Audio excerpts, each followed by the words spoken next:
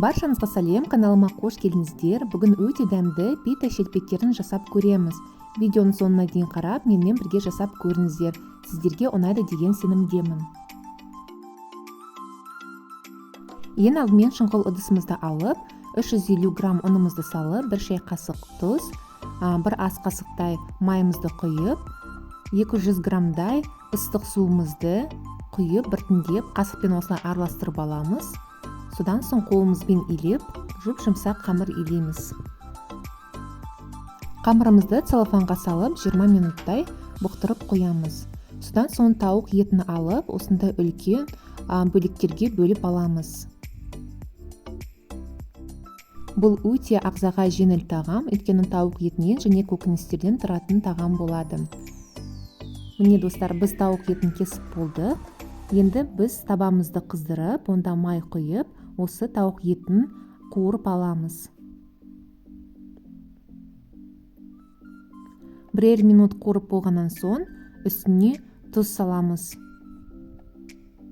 Содан соң өзіңізге ұнайтын кез келген дәмдеуішті саласыздар. Мен паприка дәмдеуішін салдым, өйткені түсі де дәмі де ерекше болады.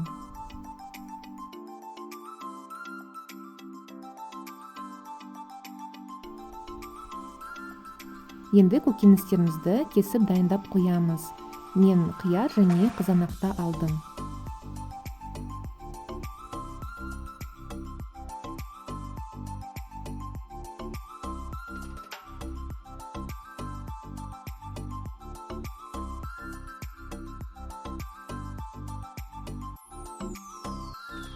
Міне достар, салмасы дайын болды. Ал енді қамырымызға көшеміз.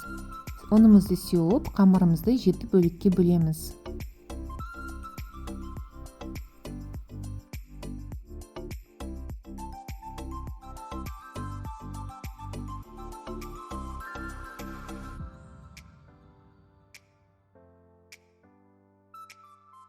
Әр бөлікті оқтаудың көмегімен ысып аламыз.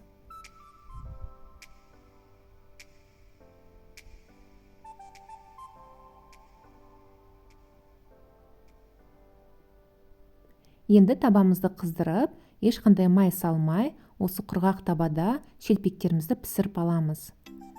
Шелпектерімізді 2-3 қайтара аударып отырамыз. Ішінде осылай ауа жиналып, біздің шелпектеріміз көтеріле бастайды, қалташа пайда болады.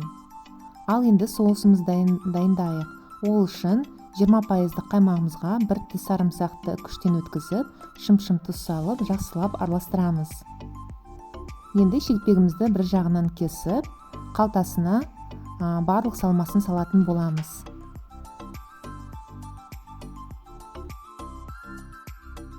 Салмасына өздеріңіз кез келген түрін салсаңыздар болады.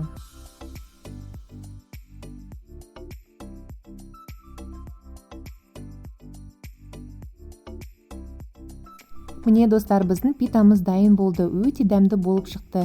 Міндетті түрде отбасыңызға, туысқандарыңызға дайындап көріңіздер. Ұнайды деген сенімдемін. Егер де ұнаса, каналыма жазылып, пікірлеріңізді қалдырып кетіңіздер.